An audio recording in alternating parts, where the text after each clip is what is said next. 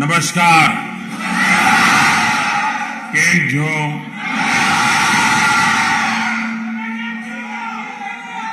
वणक्कम। सत श्री अकाल। जिन दोबरे।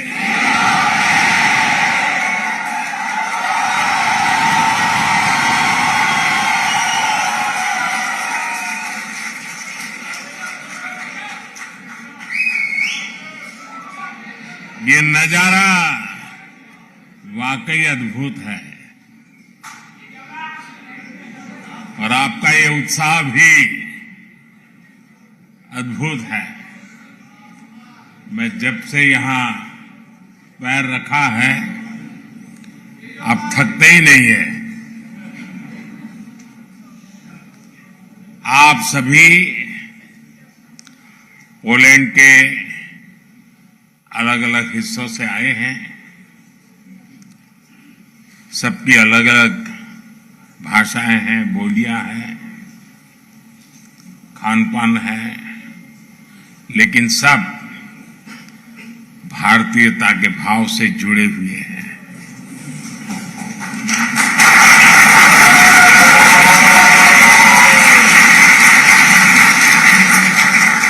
आपने यहां इतना शानदार स्वागत किया है। मैं आप सभी का, पोलैंड की जनता का इस स्वागत के लिए बहुत आभारी हूं।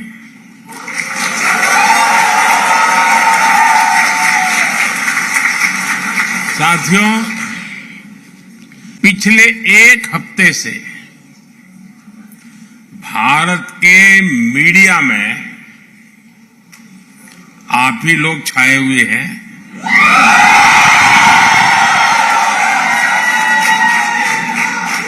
पोलैंड के लोगों की खूब चर्चा हो रही है और पोलैंड के विषय में भी बहुत कुछ बताया जा रहा है।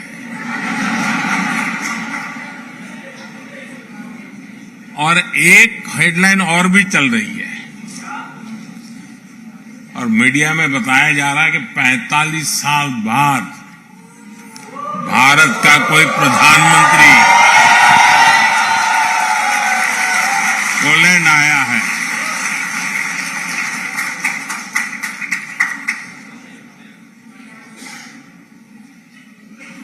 बहुत सारे अच्छे काम मेरे नसीब में ही है।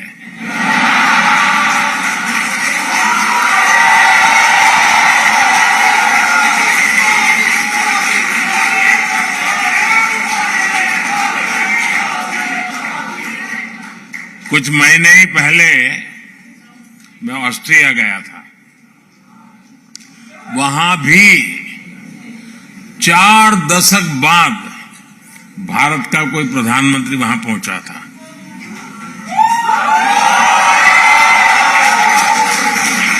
ऐसे कई देश हैं जहां दशकों तक भारत का कोई प्रधानमंत्री पहुंचा नहीं है।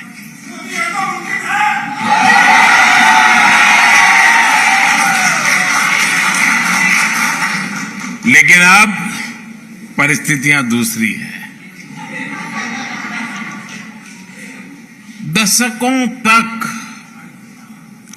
भारत की नीति थी कि सारे देशों से समान दूरी बनाए रखो।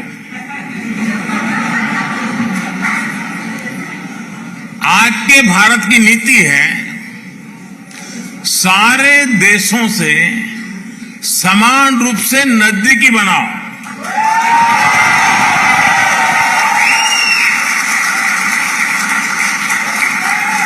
आज का भारत सबसे जुड़ना चाहता है।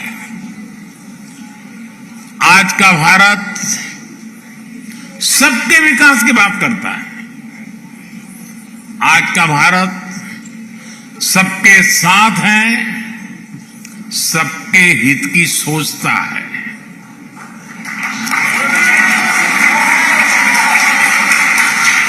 हमें गर्व है कि आज दुनिया भारत को विश्व बंधु के रूप में सम्मान दे रही है। आपको भी यहां यही अनुभव आ रहा है ना? मेरी जानकारी सही है ना? साथियों, हमारे लिए ये जियो पॉलिटिक्स का नहीं है, बल्कि संस्कारों का, वैल्यूज का विषय है। जिनको कहीं जगह नहीं मिली, उनको भारत ने अपने दिल और अपनी जमीन दोनों जगह स्थान दिया है।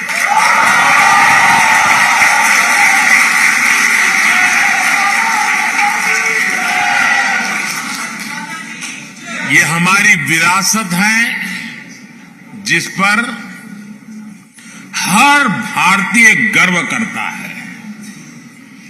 पोलैंड तो भारत के इस सनातन भाव का साक्षी रहा है।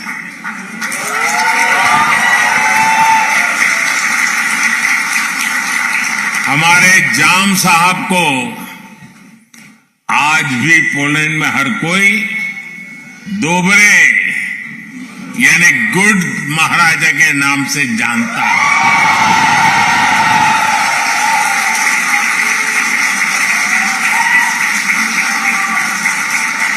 वर्ल्ड वॉर II के दौरान जब पोलैंड मुश्किलों से घिरा हुआ था, जब पोलैंड की हजारों महिलाएं और बच्चे शरण के लिए जगह जगह भटकते थे, तब जाम साहब दिग्विजय सिंह, रंजीत सिंह जाडेजा जी आगे आए।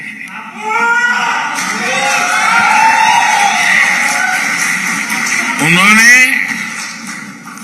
पुलिस महिलाओं और बच्चों के लिए एक विशेष कैंप बनवाया था।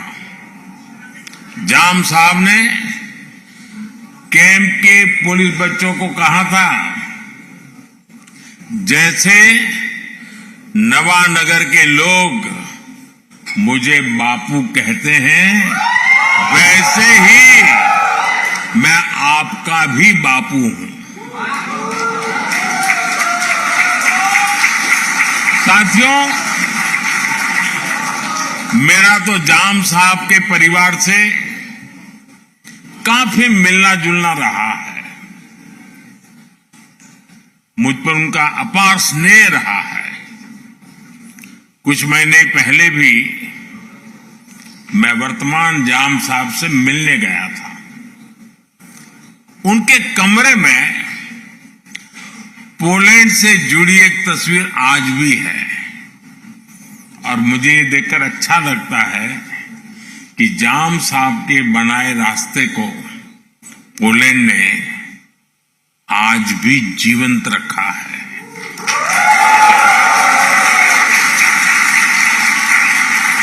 दो दशक पहले जब गुजरात में भीषण भूकंप आया था, तो जामनगर भी उसकी चपेट में आ गया था।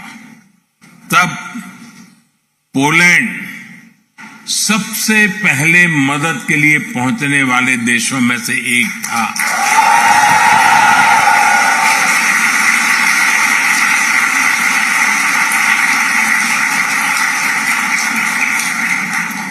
यहां पोलैंड में भी लोगों ने जाम साहब और उनके परिवार को भरपूर सम्मान दिया है।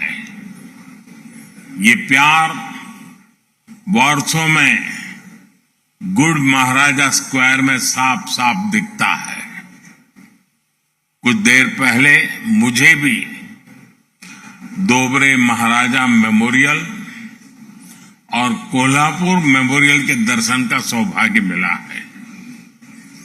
इस अविस्मरणीय घड़ी में मैं एक जानकारी भी आपको देना चाहता हूं।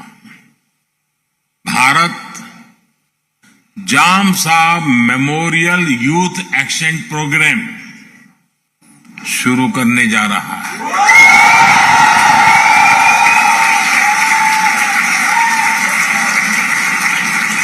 इसके तहत भारत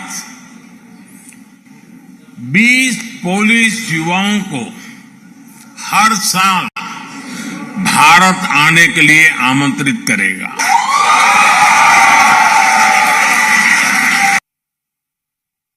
ट्रिब्यूट है।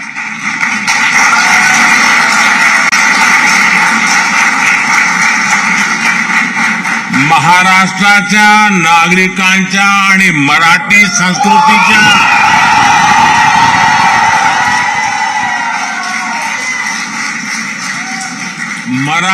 संस्कृतीच्या प्रती पोलंडचे नागरिकांनी व्यक्त केलेला हा सन्मान आहे।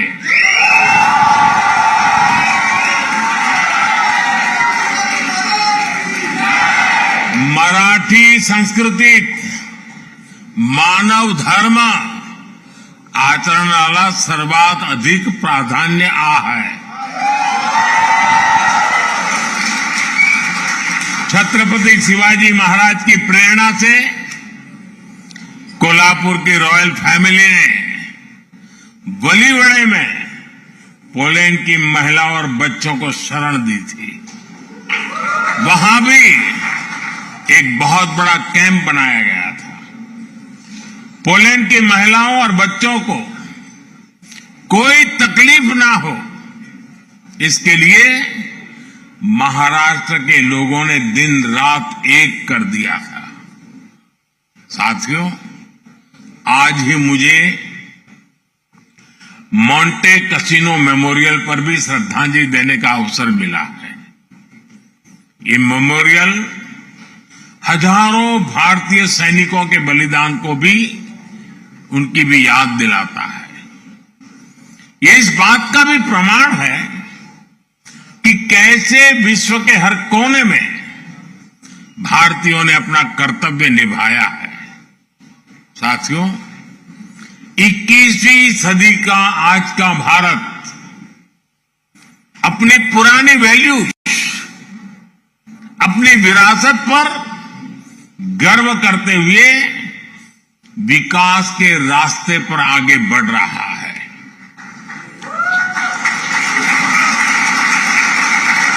आज दुनिया भारत को उन खूबियों के कारण जानती है जिसे भारतीयों ने सारी दुनिया के सामने साबित करके दिखाया है। हम भारतीयों को एफर्ट्स, एक्सीलेंस और एम्पैथी के लिए जाना जाता है।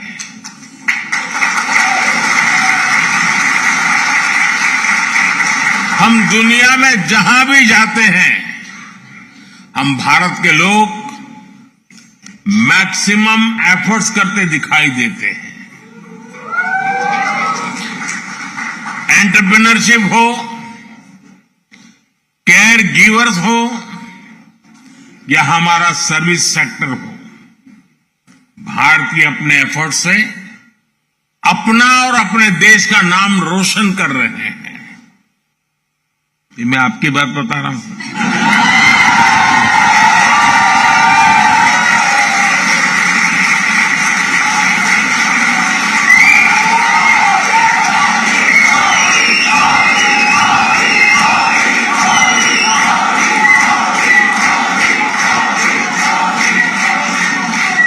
आपको लगता होगा कि मैं किसी तीसरे देश की बात कर रहा हूं।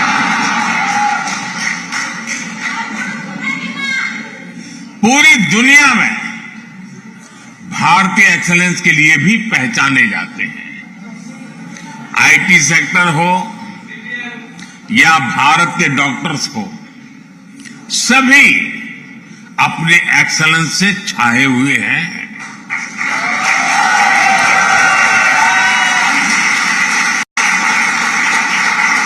और कितना बड़ा ग्रुप तो मेरे सामने ही मौजूद है।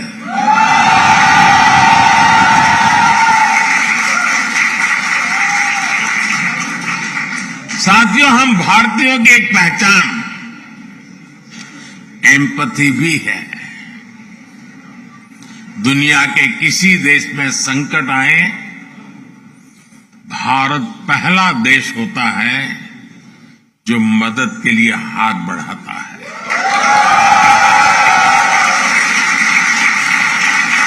कोविड आया, 100 साल की सबसे बड़ी आपदा आई, तो भारत ने कहा ह्यूमैनिटी फर्स्ट। हमने दुनिया के 150 से ज्यादा देशों को दवाइयां और वैक्सीन भेजी। दुनिया में कहीं भी भूकंप आता है, कोई प्राकृतिक आपदा आती है, भारत का एक ही मंत्र है, ह्यूमैनिटी फर्स्ट। कहीं युद्ध हो तो भारत कहता है ह्यूमैनिटी, और इसी भाव से भारत दुनिया भर के नागरिकों की मदद करता है। भारत हमेशा फर्स्ट रिस्पॉन्डर के रूप में सामने आता है। साथियों, भारत बुद्ध की विरासत वाली धरती है।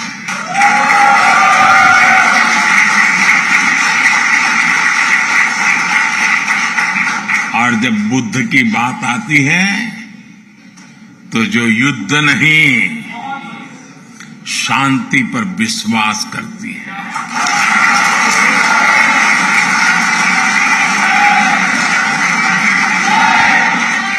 और इसलिए भारत इस रीजन में भी स्थायी शांति का एक बड़ा पैरोकार है।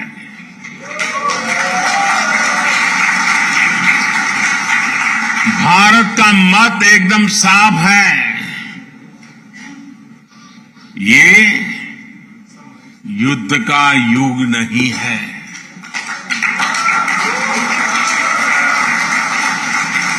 ये उन चुनौतियों से निपटने के लिए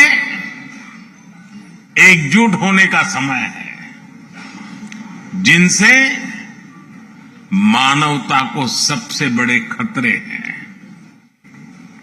इसलिए भारत डिप्लोमेसी और डायलॉग पर बल दे रहा है।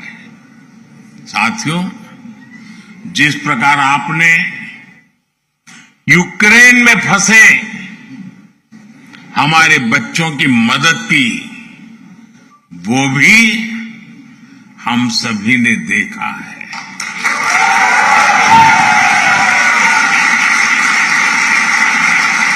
आपने उनकी बहुत सेवा की थी। आपने लंगर लगाए, आपने अपने घर के दरवाजे खोले, अपने रेस्तरां खोल दिए। पोलैंड की सरकार ने तो वीजा जैसे बंधनों को भी हमारे स्टूडेंट्स के लिए हटा दिया था।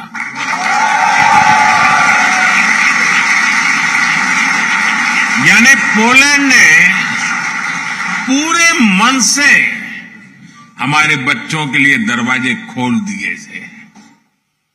आज भी जब मैं यूक्रेन से लौटे बच्चों से मिलता हूं तो वे पोलैंड के लोगों की और आपकी खूब प्रशंसा करते हैं।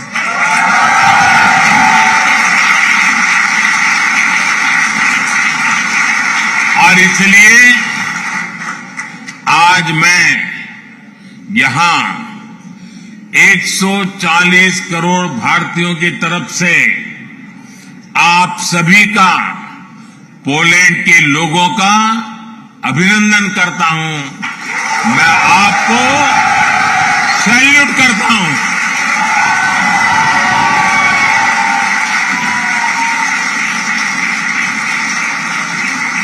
साथियों, भारत और पोलैंड के समाज में अनेक समानताएं हैं। एक बड़ी समानता हमारी डेमोक्रेसी की भी है।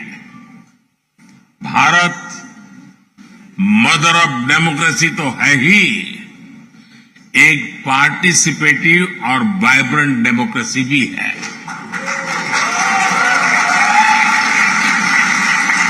भारत के लोगों का डेमोक्रेसी पर अटूट भरोसा है। ये भरोसा हमने हाल के चुनावों में भी देखा है।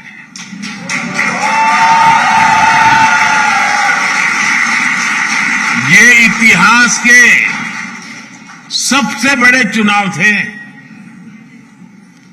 अभी यूरोपियन यूनियन के भी चुनाव हुए हैं। इसमें करीब 180 मिलियन वोटर्स ने वोट डाले। भारत ने इसे 3 गुना से अधिक, करीब 640 मिलियन वोटर्स ने वोटिंग की है।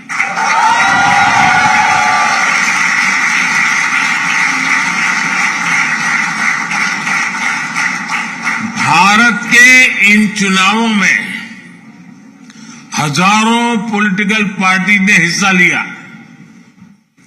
करीब 8,000 कैंडिडेट्स मैदान में थे।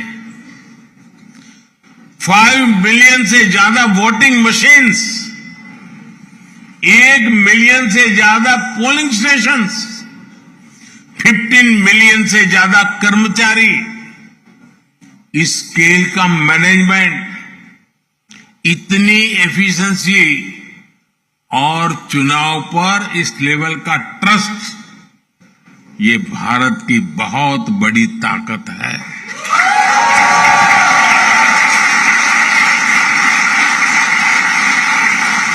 दुनिया को ये लोग जब ये आंकड़े सुनते हैं ना, तो उनको चक्कर आ जाता है।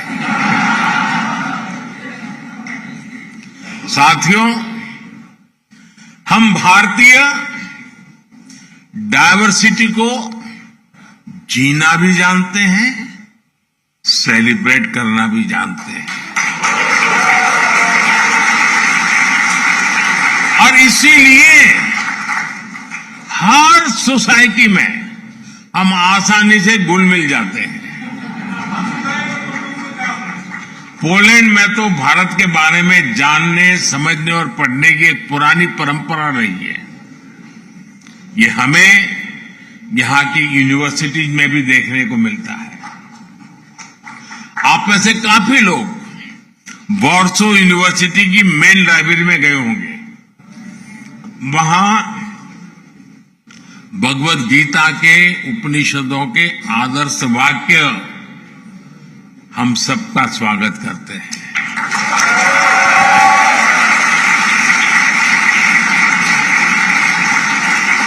तमिल हो, संस्कृत हो, ऐसी अनेक भारतीय भाषाओं को पढ़ने वाले यहां अनेक लोग हैं। यहां की बेहतरीन यूनिवर्सिटीज में इंडिया स्टडीज से जुड़ी चेयर्स है। पोलैंड और भारतीयों का एक कनेक्ट कबड्डी से भी है।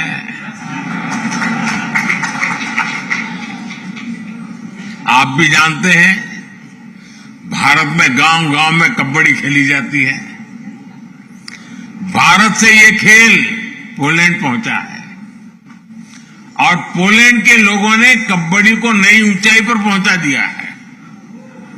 पोलैंड लगातार 2 सालों तक यूरोपियन कबड्डी चैंपियन रहा है।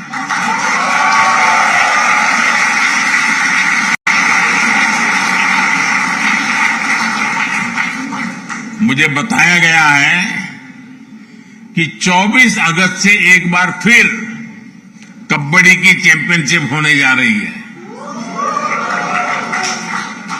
और पहली बार पोलैंड इसकी मेजबानी कर रहा है।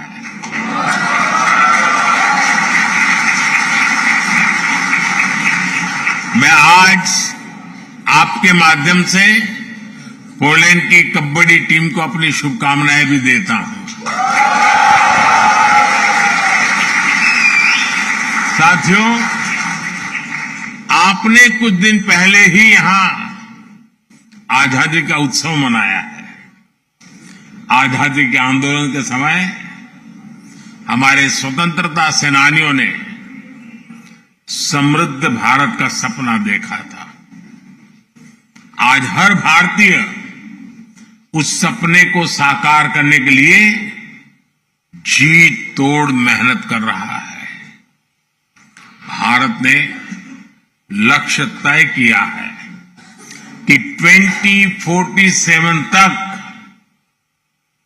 खुद को भारत, विकसित भारत बनाने का संकल्प लेकर के हमारा देश आगे बढ़ा।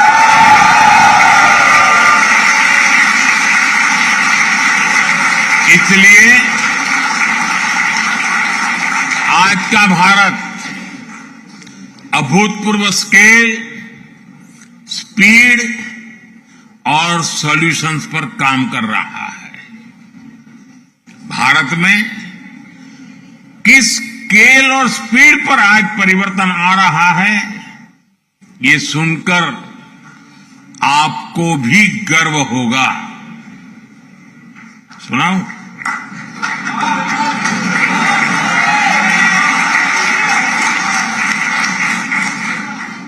भारत में पिछले 10 साल में 250 मिलियन लोग गरीबी से बाहर निकले हैं।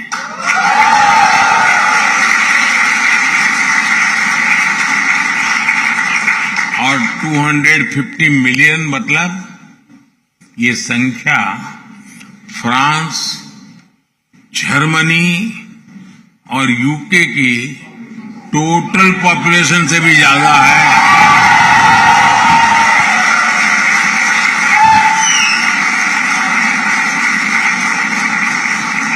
दस साल में गरीबों के लिए 40 मिलियन पक्के घर बनाए हैं और हम 30 मिलियन और घर बनाने वाले हैं।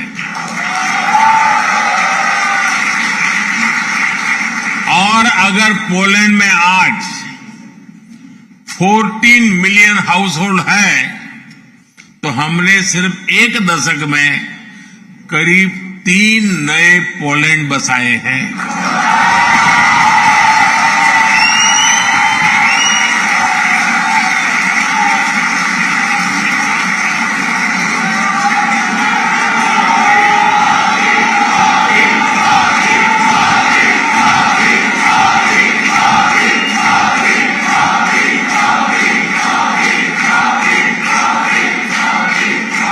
फाइनेंशियल इंक्लूजन को तो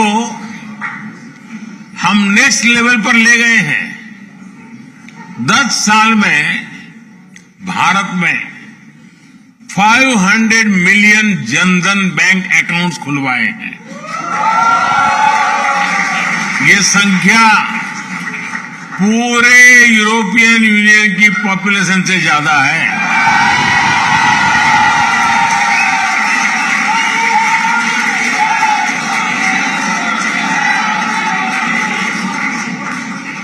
यूरोपियन यूनियन की पॉपुलेशन के बराबर ही हर रोज भारत में यूपीआई से डिजिटल ट्रांजैक्शन होता है।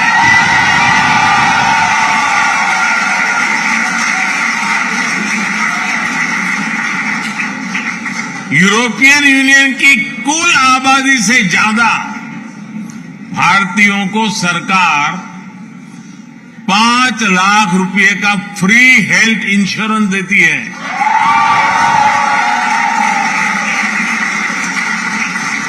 पिछले एक दशक में भारत में ब्रॉडबैंड यूजर्स की संख्या भी 60 मिलियन से बढ़कर 940 मिलियन से ज्यादा हो चुकी है। यानी यूरोप और यूएसए की पॉपुलेशन को मिला दे करीब उतने लोग आज भारत में ब्रॉडबैंड का यूज करते हैं।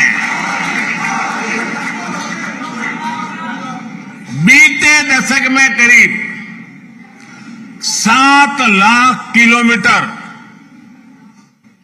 7 लाख किलोमीटर ऑप्टिकल फाइबर बिछाया गया है। ये हमारी पृथ्वी के चारों ओर 70 बार चक्कर लगाने जितना है।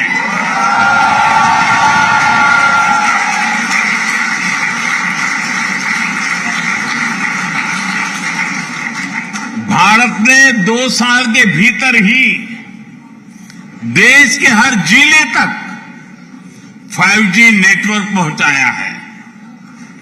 अब हम made in India 6G network पर काम कर रहे हैं।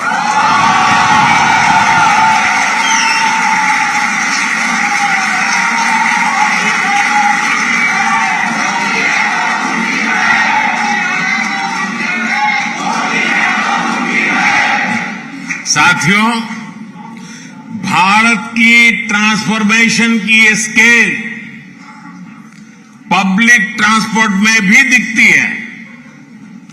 2014 में भारत के 5 शहरों में ऑपरेशनल मेट्रो थी।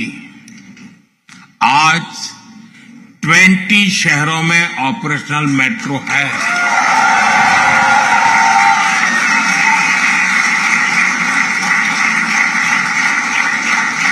पोलैंड की 1/3 पॉपुलेशन जितने लोग आज रोजाना मेट्रो ट्रेन से सफर करते हैं।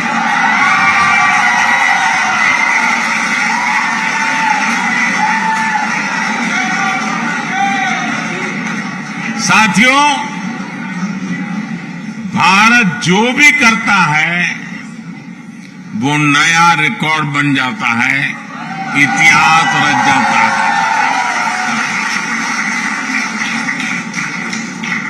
आपने देखा है भारत ने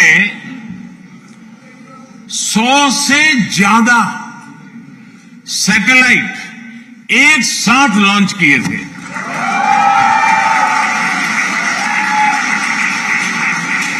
ये भी अपने आप में एक रिकॉर्ड है।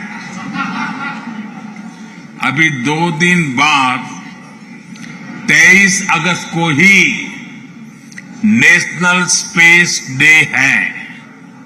आप भी जानते हैं, याद है ना? क्या याद है?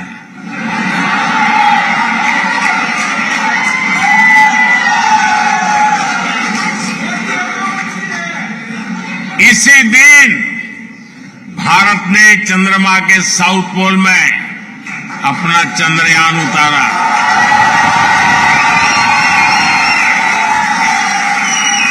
जहां कोई देश नहीं पहुंच पाया, वहां भारत पहुंचा है और उस स्थान का नाम है, उस स्थान का नाम है, उस स्थान का नाम है भारत। दुनिया का तीसरा बड़ा स्टार्टअप इकोसिस्टम है।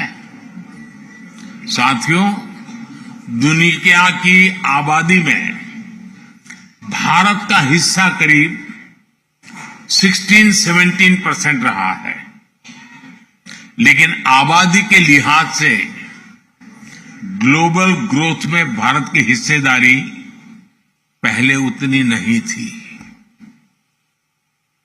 अब स्थितियां तेजी से बदल रही है। साल 2023 में ग्लोबल ग्रोथ में भारत की हिस्सेदारी 16% से अधिक रही है।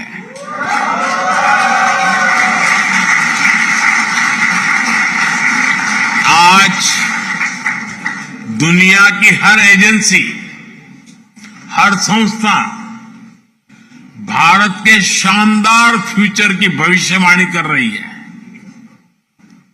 और ये एस्ट्रोलॉजर नहीं है, ये आंकड़ों के हिसाब से हिसाब लगाते हैं। जमीनी हकीकतों के आधार पर हिसाब लगाते हैं। अब भारत दुनिया की तीसरी बड़ी इकोनॉमी बनने से ज्यादा दूर नहीं है।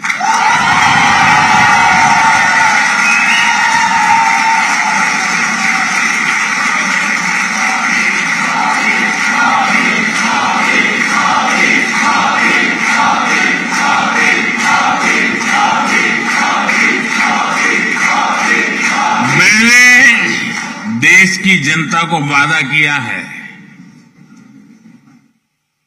मेरे तीसरे टर्म में भारत तीसरे नंबर की इकोनॉमी बन के रहेगा।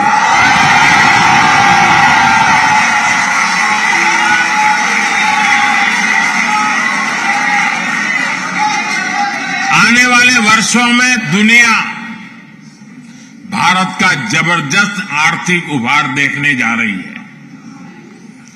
नेस्कॉम का अनुमान है कि अपने डिजिटल इंफ्रास्ट्रक्चर के कारण भारत इस दशक के अंत तक $1 ट्रिलियन की इकोनॉमी बन जाएगा।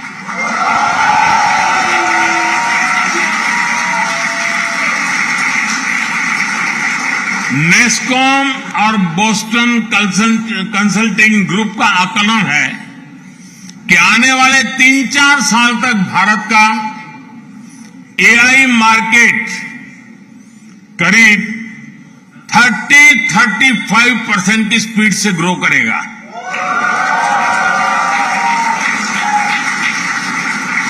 यानी भारत को लेकर एक अभूतपूर्व पॉजिटिविटी चारों तरफ नजर आ रही है।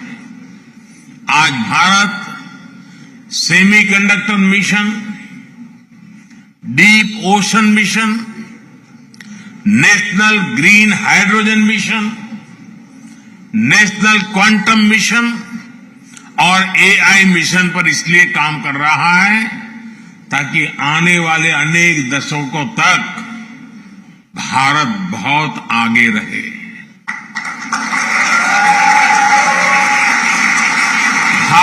भारत आने वाले कुछ वर्षों में अपना स्पेस स्टेशन स्थापित करने की भी तैयारी कर रहा है और वो दिन दूर नहीं जब आप भारत के एस्ट्रोनॉट्स को मेड इन इंडिया गगनयान,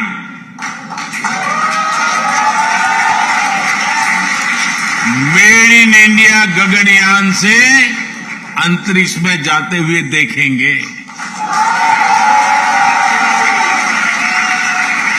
साथियों, भारत का पूरा फोकस आज क्वालिटी मैन्युफैक्चरिंग और क्वालिटी मैन पावर पर है। ये दो ऐसी चीजें हैं जो ग्लोबल सप्लाई चेन के लिए बहुत आवश्यक है।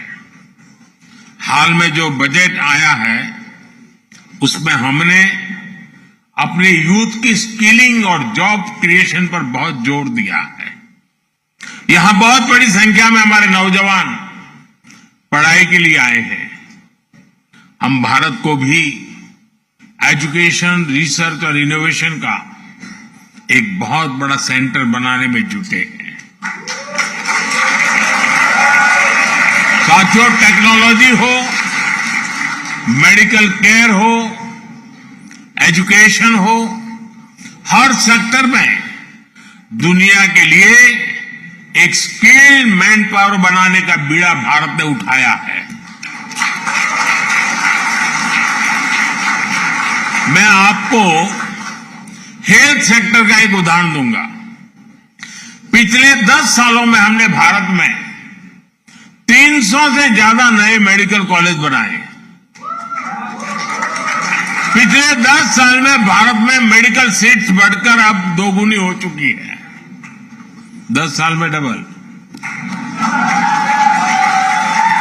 इन 10 सालों में हमने अपने मेडिकल सिस्टम में 75,000 नई सीटें जोड़ी है।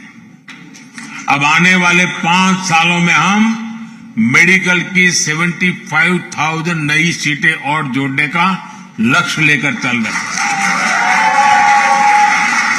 इससे क्वालिटी हेल्थ सर्विस प्रोवाइडर के रूप में भारत की भूमिका और मजबूत होगी। और हमारा तो दुनिया को एक ही संदेश है, वो दिन दूर नहीं, हम कहेंगे हील इन इंडिया।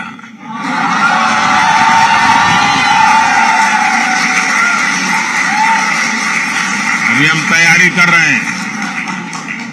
साथियों, इनोवेशन और यूथ भारत और पोलैंड दोनों के देशों की विकास के ऊर्जा देने वाले हैं। आज मैं एक बड़ी खुशखबरी लेकर आपके बीच आया हूं।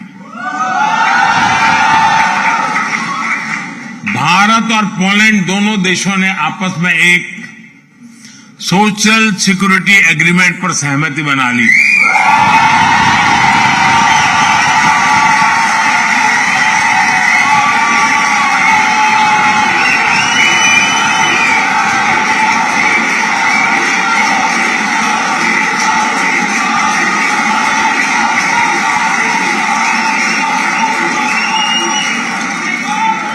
जिसका लाभ आप जैसे सब साथियों को होने वाला है।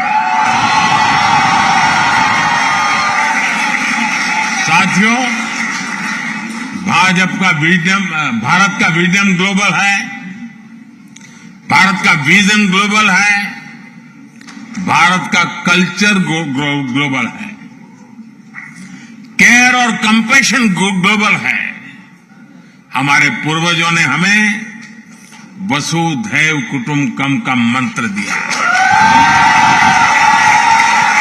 हमने पूरी दुनिया को एक परिवार माना है और यही आज के भारत के नीति और निर्णयों में नजर आता है। G20 के समय भारत ने आह्वान किया, वन अर्थ वन फैमिली और वन फ्यूचर। इसी भावना में 21वीं सदी की दुनिया के बेहतर भविष्य की गारंटी है। भारत वन सन, वन वर्ल्ड, वन ग्रिड के कंसेप्ट से दुनिया को जोड़ना चाहता है।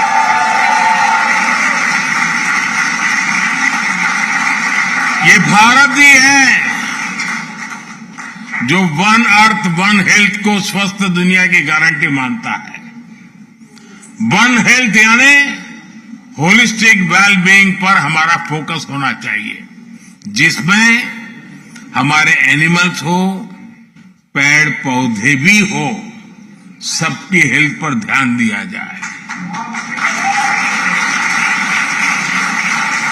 आज जिस तरह की स्थितियां हम देख रहे हैं, उसमें वन हेल्थ का सिद्धांत और जरूरी हो गया है।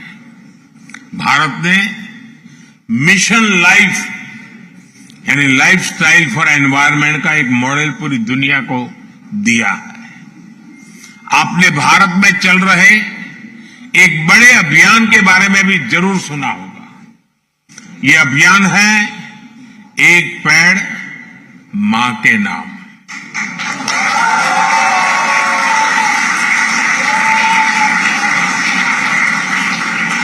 करोड़ों भारतवासी आज अपनी जन्मदाता मां के नाम पर पेड़ लगा रहे हैं और इससे धरती मां की भी रक्षा हो रही है। साथियों, इकोनॉमी और इकोलॉजी में बैलेंस आज भारत की प्राथमिकता है। ये भारत ही है जो डेवलप्ड नेशन और नेट जीरो नेशन, ये दोनों संकल्प एक साथ लेकर आगे बढ़ रहा है। भारत ग्रीन फ्यूचर के लिए 360 डिग्री अप्रोच पर काम कर रहा है। ग्रीन मोबिलिटी इसका एक बड़ा उदाहरण है। हम पेट्रोल में 20% इथेनॉल ब्लेंडिंग के बहुत निकट पहुंच चुके हैं। भारत आज तेज गति से इलेक्ट्रिक मोबिलिटी का विस्तार कर रहा है। आज भारत में इलेक्ट्रिक व्हीकल की सेल हर साल तेजी से बढ़ रही है। पिछले वर्ष ईवीज की बिक्री में 40% से ज्यादा की ग्रोथ हुई है।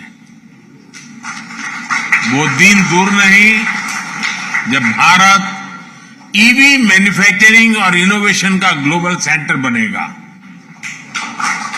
आने वाले समय में आप भारत को ग्रीन हाइड्रोजन के भी बड़े ग्लोबल हब के रूप में देखने वाले हैं।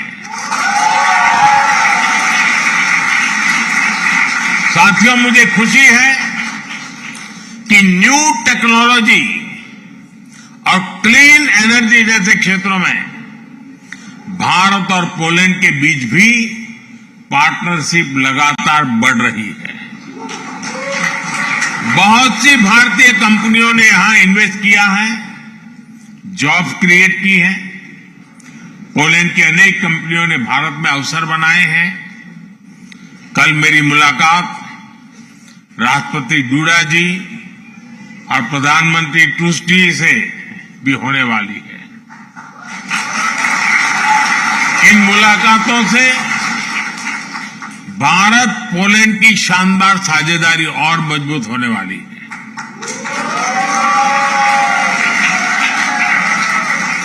प्रधानमंत्री टूस्क तो भारत के बहुत अच्छे मित्र हैं।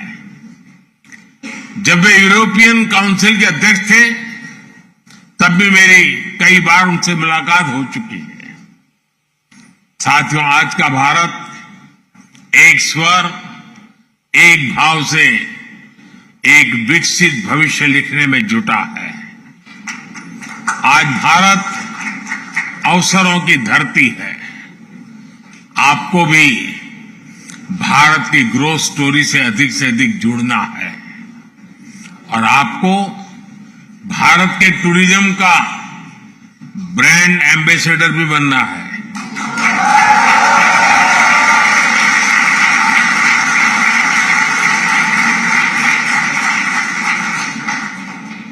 मतलब क्या करेंगे?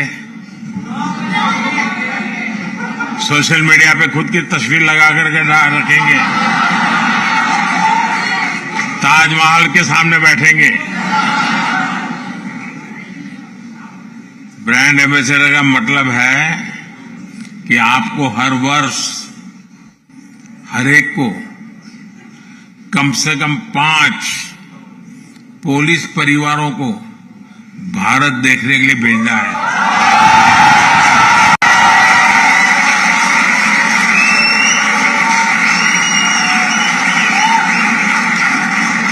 करेंगे?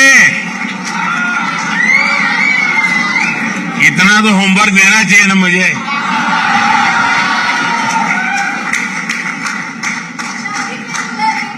आपका हर प्रयास आपके भारत को विकसित भारत बनाने में मदद करेगा।